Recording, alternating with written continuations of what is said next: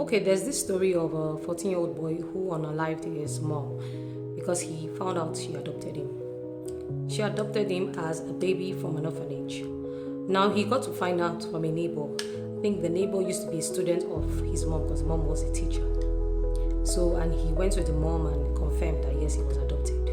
And said that was the reason why he unalived her. Now, what struck people was the fact that when he was being interviewed, there was no remorse whatsoever.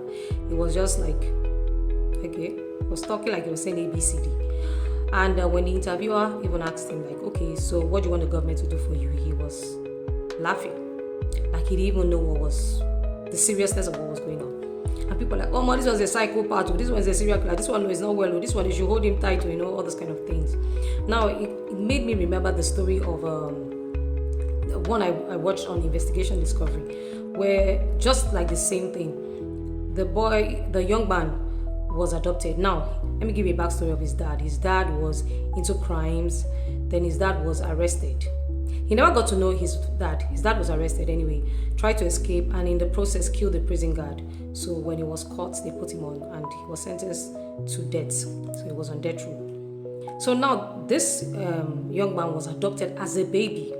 But when he was 10 years old, he found out that he was adopted, and he said he started acting out after that when he found out he was adopted. No problem. Then later on, he got into crimes, exactly like his dad. He got into crimes.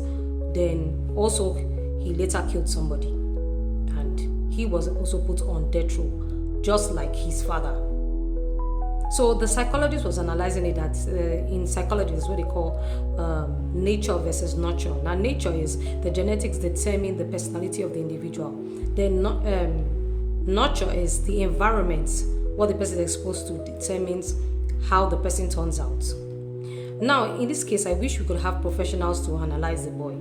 Because, we don't really do it. Interviewers will come, ask plenty questions. We don't really get the perspective of a professional, of a psychiatrist, tell us, okay, this is what is wrong with the person, and I wish we could, so we would know if it was actually nature in this boy's part, or because they said he had been moving around with some bad boys, he won't come home, so that was why, because he was schooling in Delta State boarding house, so the mom wanted to bring him closer, so we need to put him in a day school around her here in Lagos.